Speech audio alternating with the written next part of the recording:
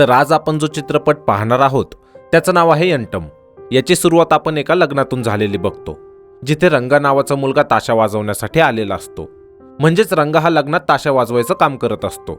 आता इथे आपण पाहतो की रंगाच्या मित्राने कामावरून उचल घेतलेली असते, त्यामुळे त्याला आजच्या कामाचे पैसे मिळत नाहीत, ज्यामुळे रंगा त्याला स्वतःचे पैसे देतो। आणि इथे आपल्याला हे दिसतं की रंगा किती चांगला आणि साधा आहे। यानंतर आपण रंगाच्या घरची परिस्थिती पाहतो, तर ती फारच बेताची असते। फाटलेले छप्पर व कधीही पडतील अशा घराच्या भिंती। तसेच रंगाचे वडील हे सनई वादक असतात आणि तेही लग्नात सनई वाजवण्याचं काम करत असतात, ज्यामुळे या लग्नाच्या सीझनमध्ये तारखा कमी आहेत आणि सगळं घर कसं चालणार म्हणून ते रंगालाही काम कर म्हणतात। पण रंगाला सनई आवडत नाही असं बोलून तो मोकळा होतो। इतक्यात इथे रंगाची मोठी बहीण येते, जिचं लग्न यांनी मोठ्या घरात करून दिलेलं असतं व त्यामुळे यांच्यावर कर्जही झालेलं असतं आणि त्यांचा जावई सुद्धा काही बरा नसतो। आता पुढच्या सीनमध्ये दाखवतात की लांब एका ठिकाणी रंगाने एका झाडावर एक पिशवी अडकून ठेवलेली असते, ज्यात एक पुस्तक आणि एक गुलाबाचं फुल ठेवलेलं असतं व यातच असणाऱ्या पैशाच्या पाकिटांमधून रंगा काही पैसे घेतो व ते पिशवी पुन्हा वर अडकवून कॉलेजला निघून जातो, जिथे जयड्याला मारण्यासाठी 3-4 मुलं त्याच्या मागे लागलेली असतात, कारण जयड्या आर्ट्सचा विद्यार्थी आहे आणि तो कॉमर्सची मुलगी पटवायला जातो म्हणून। आता यातच पळत असताना रंगा व त्याचा मित्र जयड्याला पाहतात आणि जयड्या यांचाच मित्र असतो, त्यामुळे त्याला वाचवायला रंगा आणि त्याचा दुसरा मित्र त्याच्या मागे पळतात। पण पळता पळते ते सायन्सच्या कॉलेजमध्ये पोहोचतात, जिथे रंगा जयड्याला वाचवण्यासाठी त्याच्या मागे लागलेल्या मुलांपैकी एका मुलाला काठी फेकून मारतो, पण ती काठी एका केमिकलच्या बाटलीला लागते, जिथे आधीच एक मुलगी उभी असते, ज्यामुळे ती बाटली फुटते व तिथे आग लागते। आता इथे उभी असलेल्या या मुलीची बॅग जळते, पण रंगा मात्र त्या मुलीकडे बघतच राहतो, कारण बघता क्षणी तो तिच्या प्रेमात पडलेला असतो। तसेच पुढे जयड्या व रंगा तिथून निघून येतात, पण रंगाला मात्र खूप वाईट वाटत असतं, कारण याच्यामुळे त्या मुलीची बॅग जळाली। आता पुढे रंगा त्या मुलीला भेटून तिची माफी मागायचं ठरवतो, ज्यामुळे तो कॉलेज सुटताना त्या मुलीच्या बिल्डिंग जवळ जाऊन उभा राहतो, पण त्याला ती भेटतच नाही, कारण रंगा तिला पुढे शोधत असतो आणि ती त्याच्या मागून निघून जाते, ज्यामुळे याचं माफी मागायचं राहून जातं। तसेच रात्री रंगाला पुन्हा त्याचे वडील सनई शिकण्यावरून बोलतात, पण त्याला ताशाच वाजवायला आवडत असतं। तसेच वडील बोलत असतात म्हणून रंगा रागात घराबाहेर जाऊन बसतो, ज्यामुळे त्याची आई त्याला समजावते की त्याच्या वडिलांचं वय झाले, त्यात लग्नाचा सीझन असून सुद्धा त्यांच्याकडे काम नाही।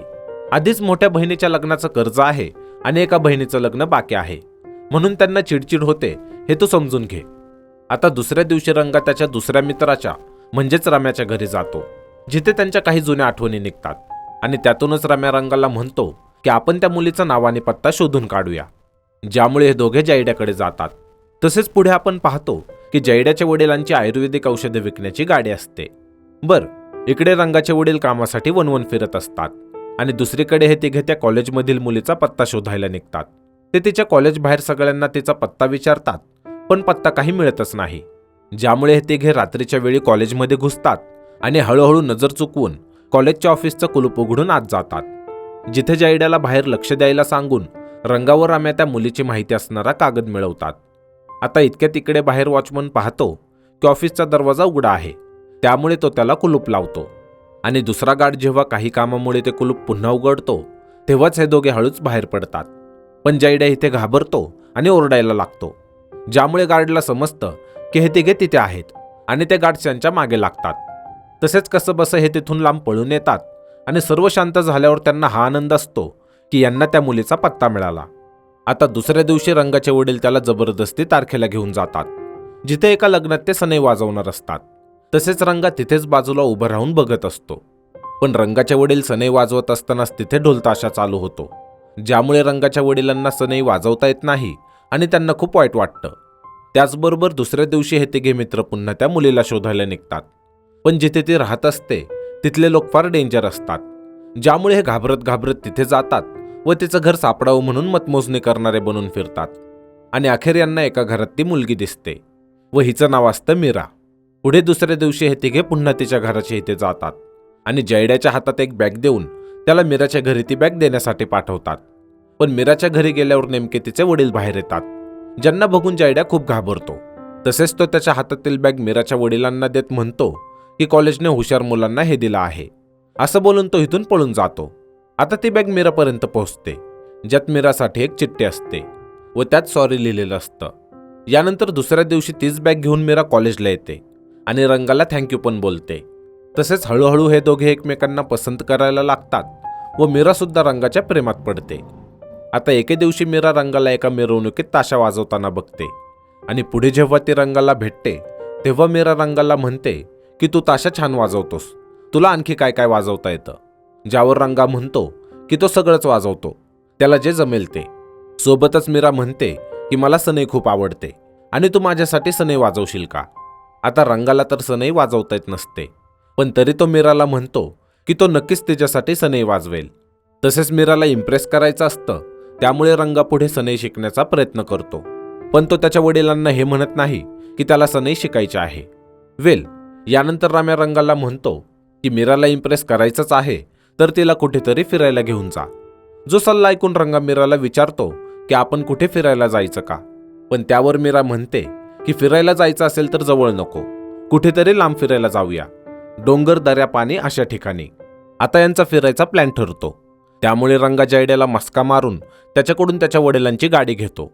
त्याचबरोबर पुढे आपल्याला माहीत होतं की मीराच्या घरात सध्या जी तिची आई आहे ती खरं तर तिची सावत्र आई आहे आणि मीराची जी खरी आई होती तिचं कोणावर तरी प्रेम होतं व त्याच्यासोबतच ती पळून गेलेली आहे.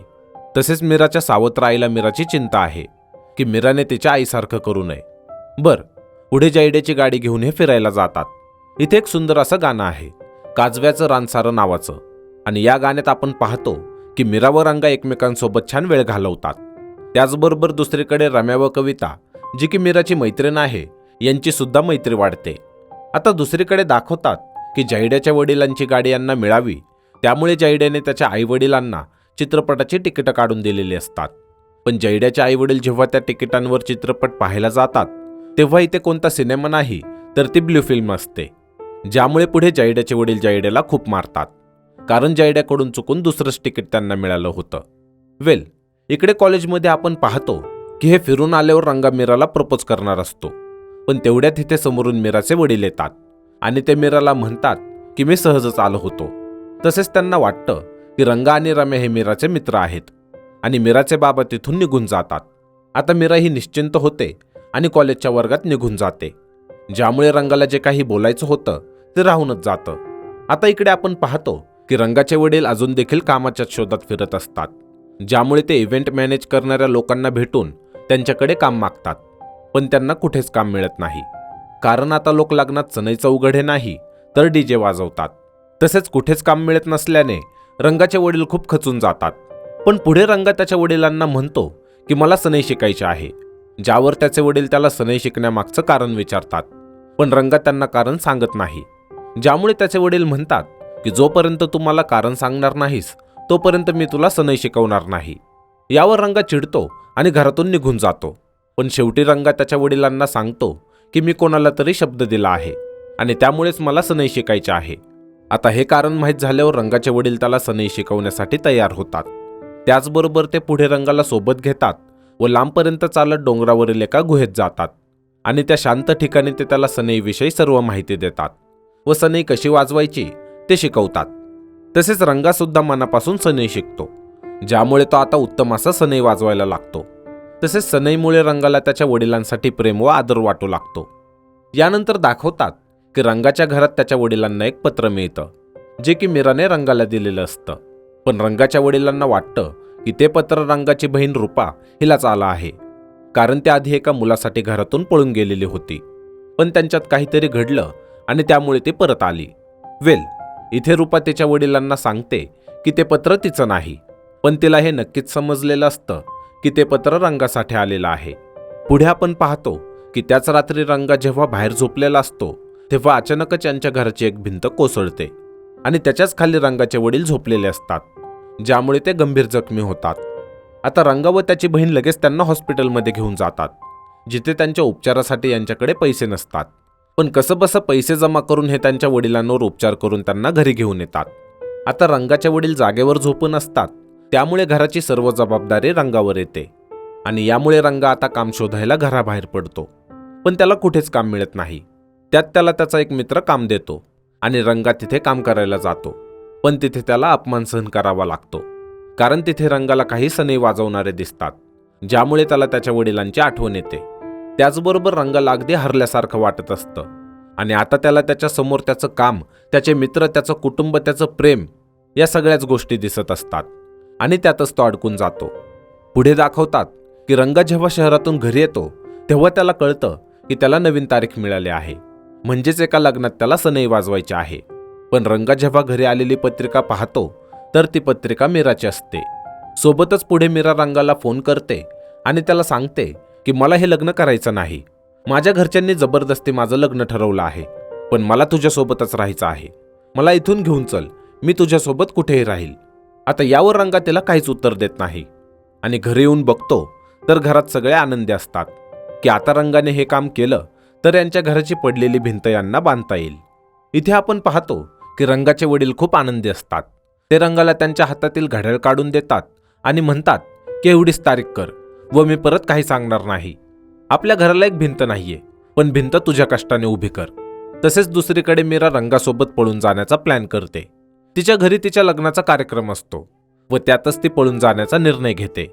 इकडून रंगासुद्धा त्याच्या घरातून निघतो आणि दुसरीकडे मीराला तिची मैत्रीण कविता पळून जाण्यासाठी मदत करते. ती घरातून बाहेर पडते, पण तिच्या घरच्यांना लगेच माहीत होतं की मीरा पळून गेली आहे. पुढे मीरा रंगाची वाट बघत थांबते व त्याला वारंवार फोन करते, पण रंगा तिचा फोन उचलतच नाही.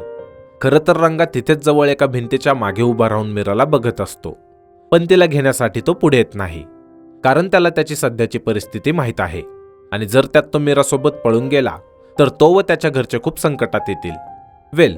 आता इतक्यात मीराचे वडील तिला शोधत तिच्यापर्यंत पोहोचतात व तिला घरी घेऊन जातात.